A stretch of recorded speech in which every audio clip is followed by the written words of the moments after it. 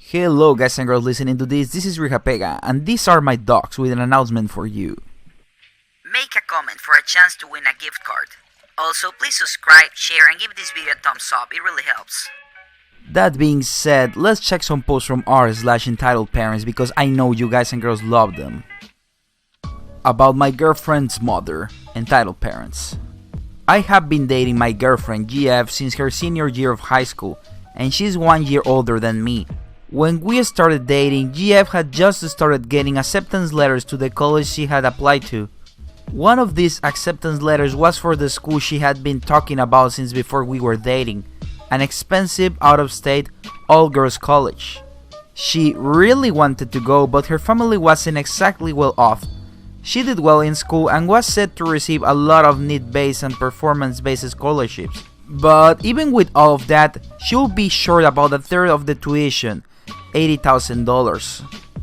Her grandmother, who owns her own company and is well off, had shown this college to GF and heavily implied that she wanted GF to go there if she got in.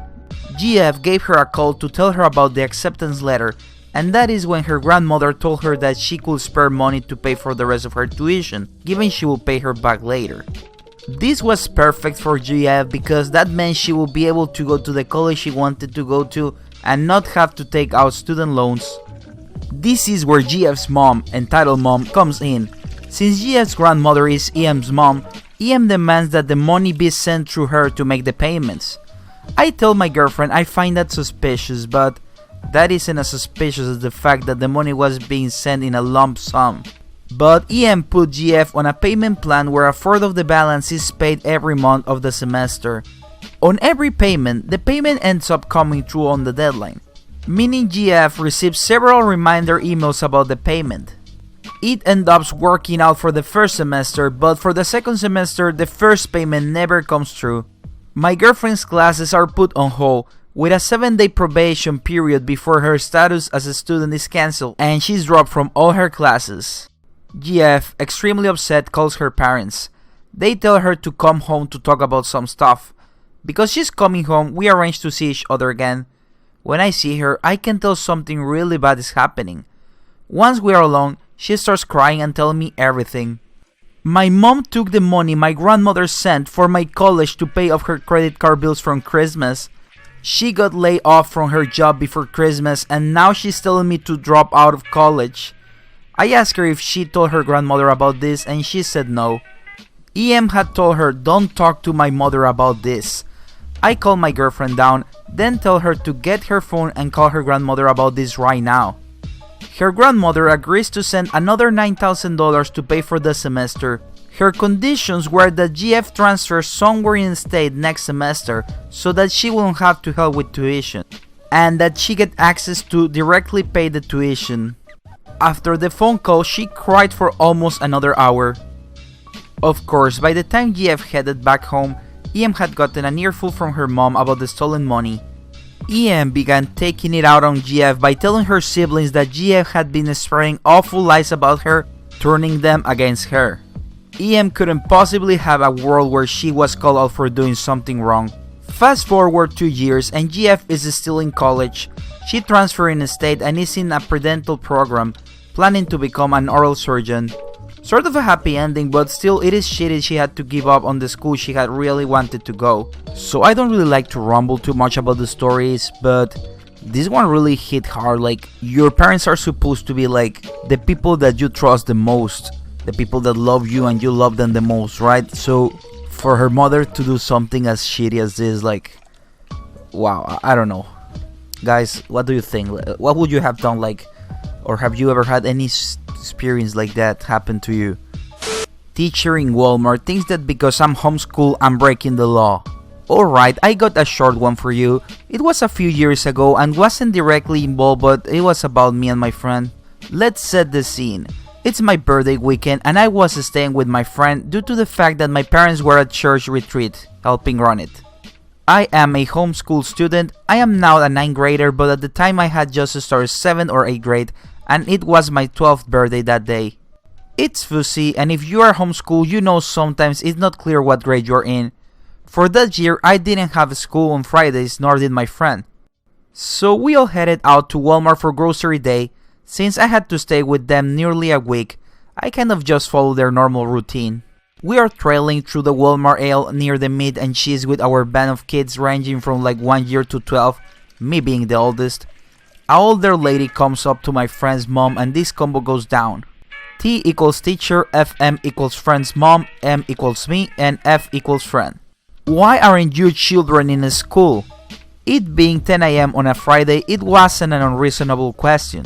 They are all, I'm a teacher, they should be in school, you are breaking the law. In my country, it is illegal to not school your children. However, no law is in place as to what day school must be done on or how many. Also, it's legal to homeschool 100%. They are homeschooled, they don't have school on Fridays. Well, I know the law and they should be in school right now. Actually, they don't have to be in school on Fridays as they are homeschooled. Please get off my back. Smile, laughing a little. FM comes over to M and F who were watching the other kids and pushing buggies. This lady just told us we were breaking the law by you all not being in school today. Really? Me and my friend knew the law, still do, so we were appalled and laughing at this idiotic lady. What did she say? Gives decent rundown of the combo. Wow, some people don't know the law. I don't know if this is entitled people, but some people just think they know it all, huh? I mean, it could be taken as an r/entitled people post, but I mean, there wasn't any entitled parents in this, so... But anyway, guys and girls, is there any of you being homeschooled? Like, I would love to hear your experiences and all that, so if you are, please leave a comment. Accused of verbal assault because of a fish. So this happened to me this weekend. So I babysit this girl Lisa, who is 11 years old, and I decided to take her to a local science amusement park that is very popular in our area. With parental permission, of course. We get on the train/subway there, which is about a 10-minute ride. While sitting there, I remember that I bought a fortune-telling fish online a couple weeks ago. The premise is that you place this thin plastic fish on your hand, and depending on how it curls up, it predicts your fortune. All it actually does is react to the moisture on your hand. I explain it to Lisa and she understands it's a joke. She tries it out and we have fun playing with it. I hear this kid, 8 years old-ish, a couple seats away say this to his mom. Mom, can I try that too? She doesn't really look up on her phone, but just says, go ahead. The kid comes up to us and asks, can I try that too, please? Since he was polite, I let him try it too. It curls up completely in his hand. According to the instructions, it says he's in love. Once I tell him, he blushes while Lisa goes off giggling. I say, oh, is there someone at school you like? The kid was really red and also smiling, but his mom says, hey, don't talk to my son like that. I realized that I probably went too far, apologized and thought it would be over. EM didn't say anything after that, and Lisa and I spent the rest of the time playing games on my phone. When we got to our stop, the EM and her son also got off. It was reasonable that they were also going to the same amusement park. I got in line for tickets and EM was right behind me. When I got to the booth and reached for my wallet to pay, EM stepped in and said, she's paying for us too. I was very confused. I don't know why she thought I would pay her back for embarrassing her son by paying for their park tickets, which were around $30. Sorry, but I don't have enough money for you. I'm sorry I embarrassed your son on the train.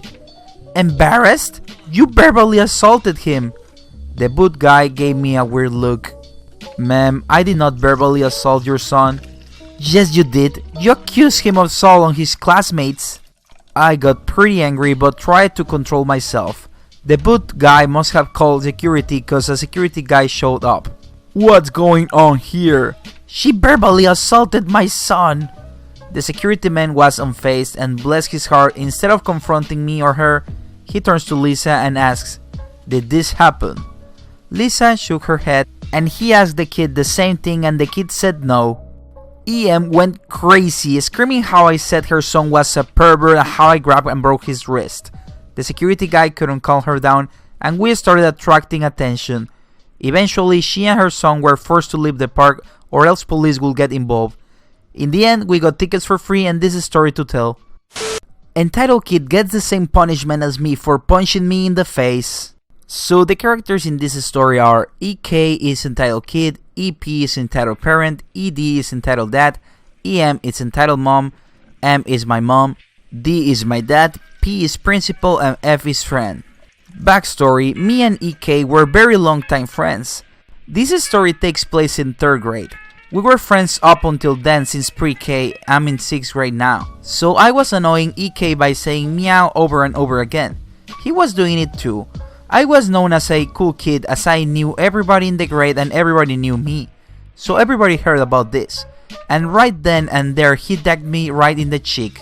Conversations between EPs, my parents, and the principal. My son was just defending himself.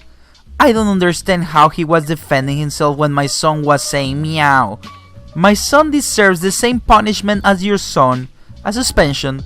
Then the principal replied, both kids will be suspended for a week for having a fist fight. When did they have a fist fight? They had 3 at lunchtime. Nick, me, give your side of the story. I told him what had happened and I had a witness, F. He had told him everything I had said and guess what? We were both suspended for a week. After the EP begged for me to get suspended. Who cares if your kid drowns? Okay, so for a little background, I work at a small town pool during my summers. A small town meaning less than 600 people. Most days there were no more than 20 kids there throughout the day. And it was always the same kids. And there were never more than 3 lifeguards working at a time. Our pool is big enough to have a little, middle, and deep end. To enter the deep end, you either have to be 18 plus or pass the test given by the lifeguard that's guarding the deep end, which is like swimming across the pool and back and treading water for like 20 seconds. And doing it with proficiency, lifeguard 1 and 2 and then me. Enter EM and her 2 boys, B1 and B2.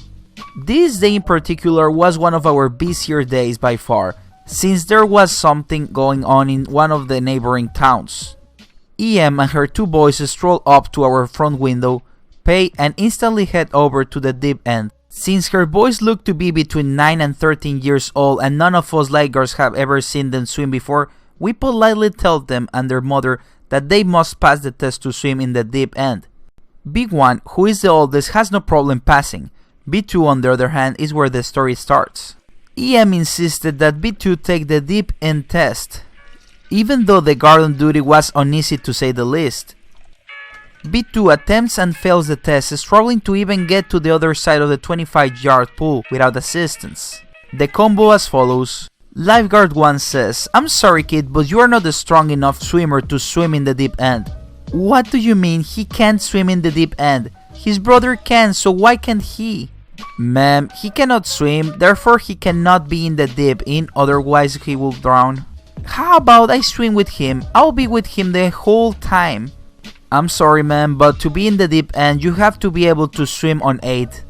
At this point, Lifeguard 2 comes out to rotate places with Lifeguard 1. Lifeguard 1 warns Lifeguard 2 about the EM. The entitled mother talks to the second Lifeguard. Hey, so my kid passed the test so he can swim in the deep end. I'm sorry ma'am, but your son did not pass the test. Are you calling me a liar? I know my own kid and he can swim just fine. He just wants to swim with his brother. Ma'am, our job as lifeguards is to keep people from drowning, meaning we legally cannot let someone into the deep end knowing they can swim. At this point, EM is causing a big sting and taking the guards' focus away from the rest of their section, which can cause serious harm. After almost an hour of heckling us lifeguards to let her incapable son swim in the deep end, she finally storms out screaming that she will never come back to this shitty pool and that all of the guards are arrogant and rude and should be fired. And then, to our dismay, she came back an hour later. So, wow, I mean, I understand that some entitled moms are like entitled because most of the times they want the best for their kids. I mean, in a twisted way, they are thinking about the best for their kids, right? But this entitled mom, like, I don't know what she's thinking. Like, if you know that your kid, like, he can't swim, why put him in risk, you know? Like, what's the logic there? Like, I don't understand that. Like, I mean, this entitled mom was super weird. She was different from the others. It kinda makes you think that maybe some entitled moms, like, they just want to win an argument. Like, they don't even care about their kids. Like, they just want to win the argument. But who knows?